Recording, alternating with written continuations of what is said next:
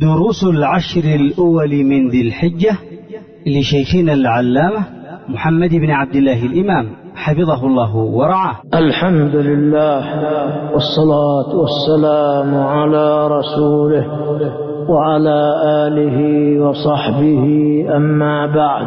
بسم الله الرحمن الرحيم.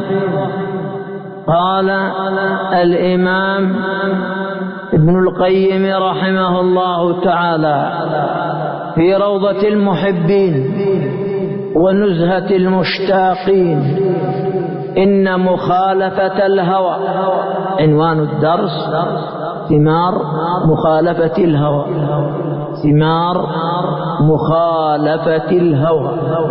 قال: إن مخالفة الهوى تقيم العبد في مقام من لو أقسم على الله لأبره، فيقضي له من الحوائج أضعاف ما فاته من هواه، فهو كمن رغب عن بعره فأعطي عوضها دره، ومتبع الهوى يفوته من مصالحه العاجلة والآجلة والعيش الهني ما لا نسبة لما ظفر به من هواه البتة. فتأمل انبساط يد يوسف عليه السلام ولسانه وقلمه وقدمه ونفسه بعد خروجه من السجن لما قبض نفسه عن الحرام. الدرس في مخالفة الهوى. قال مالك بن دينار: قاتل هواك أشد مما تقاتل عدوك. قاتل هواك أشد مما تقاتل عدوك. الهوى هذا جندي من جنود الشيطان. الهوى يقاوم العبد ويدعوه إلى الشر، فإذا لم يقاومه العبد غلب الهوى العقل، وغلب العبد وقهر، وصار العبد عبدا لا حرا. ابن القيم يقول: إن مخالفة الهوى تقيم العبد، أي تجعله، تقيم العبد في مقام، أي في منزلة ومكانه، في مقام من لو أقسم على الله لأبره، يعني في مقام القبول عند الله، في مقام القبول عند الله، وفي مقام الرضا عنه من قبل الله عز وجل، وفي مقام الدفاع عنه من قبل الله والحفظ له والاستجابة لدعائه. قال: إن مخالفة الهوى تقيم العبد في مقام من لو أقسم على الله لأبره، فيقضي له من الحوائج، أي من مطالبه الدينية والدنيوية، أضعاف ما فاته من هواه، بل ما فاته من هواه يعد من مصالحه ومنافعه ومن بقاء العافية فيه، لا يعد قد خسر. قال: فهو كمن، اللي خالف الهوى، فهو كمن رغب عن بعره، رغب عنها أي كرهها ولم يردها. قال: فأعطي عوضها الدرة. الدرة يعني ما يكون من الأشياء النفيسة الغالية الثمينة التي لا تنال إلا بالمبالغ الكبيرة من المال. قال رحمه الله: ومتبع الهوى يفوته من مصالحه العاجلة والآجلة والعيش الهني ما لا نسبة لما ظفر به من هواه البتة، أي لا مقايسة في من انتصر على هواه فأطاع مولاه، وفي من عصى مولاه واتبع هواه.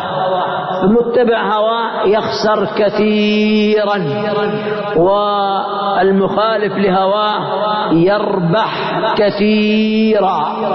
ولهذا ذكر ابن القيم رحمه الله، وذكر هذا غيره، أن السبعة الذين يظلهم الله يوم القيامة في ظل عرشه يوم لا ظل إلا ظله، أنهم كلهم خالفوا هواهم فوصلوا إلى هذه المنزلة العالية بسبب أنهم خالفوا الهوى.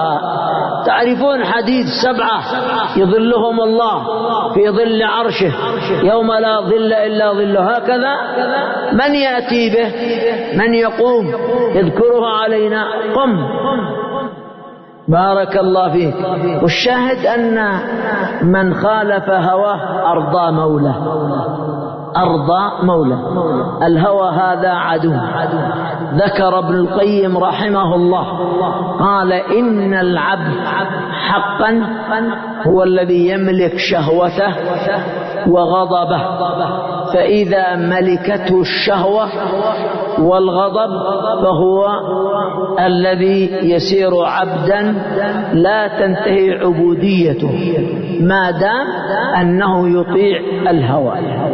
قال هنا رحمه الله فتأمل، أي تفكر وتدبر وانظر نظر متفحص. قال فتأمل انبساط أي توسع وتمدد. قال فتأمل انبساط يد يوسف عليه السلام ولسانه وقدمه ونفسه بعد خروجه من السجن لما قبض نفسه عن الحرام. يوسف عليه السلام ابتلي بامرأة العزيز، تهيأت له وتزينت وغلقت الأبواب وهيأت الأمور من أجل أن يطاوعها فيما أراد.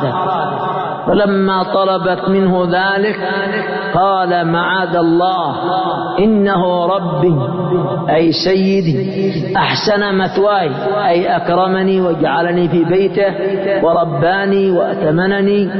قال إنه لا يفلح الظالمون، فعلل بأمرين: أنه لا يرتكب هذه الجريمة لأنه سيخون سيده الذي أحسن إليه وأتمنه على أهله وجعله في بيته. الثاني أنه سيعصي ربه، ولا يفلح من عصى الله إلا إذا تاب إلى الله، فعلل بهذا. فيوسف عليه السلام امتنع عن هذه الفاحشة امتناعا كليا.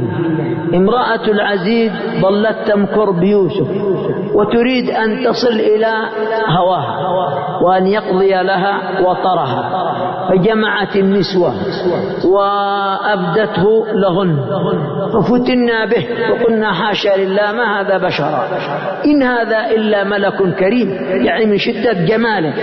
ففتنت به النسوة فإذا به في فتنة النسوة إلى جانب فتنة امرأة العزيز. فانتشر هذا يعني بين الناس. فيوسف عليه السلام لما أحس بالفتنة وأنها تزيد قال ربي السجن أحب إلي إما يدعونني إليه، فدعا الله أن يعني يجعله في السجن وأن يختار له السجن ولا يبقى ولا يرتكب هذه المعصية والجريمة. فدخل السجن وبقي محبوسا في السجن 9 سنين كما أخبر الله في كتابه الكريم. وبعد ذلك برأته المرأة، امرأة العزيز التي رمته بما رمته به، وبرأته النسوة. وكذلك أيضا ظهرت قضية قضيته من قبل الرجل الذي يعني دخل في القضية وقال إن كان قميصه قد من قبل فصدقت وهو من الكاذبين، وإن كان قميصه قد من دبر فكذبت وهو من الصادقين.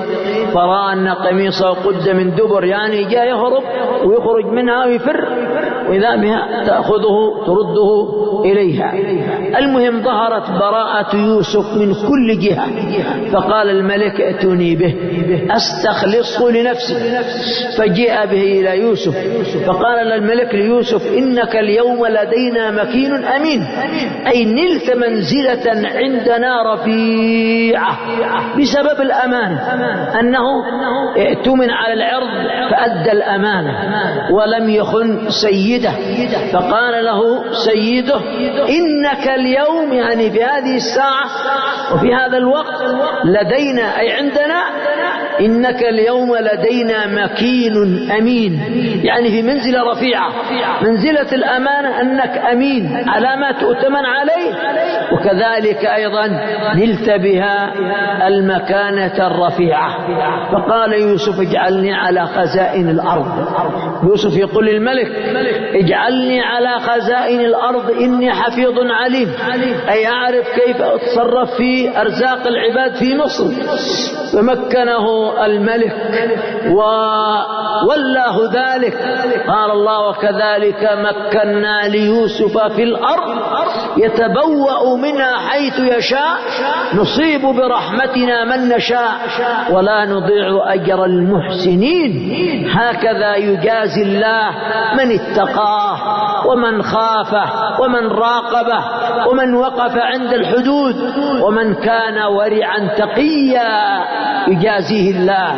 فالذي يستقيم على الدين يتحقق له من الخير العظيم ما لم يكن في الحسبان، لا سيما إن استقام على الدين مع وجود المعارضة له، مع وجود المعارضة والمعاندة ومحاولة إسقاطه ومحاولة إبعاده عن الاستقامة على الدين، فيكرمه الله بالثبات على الحق.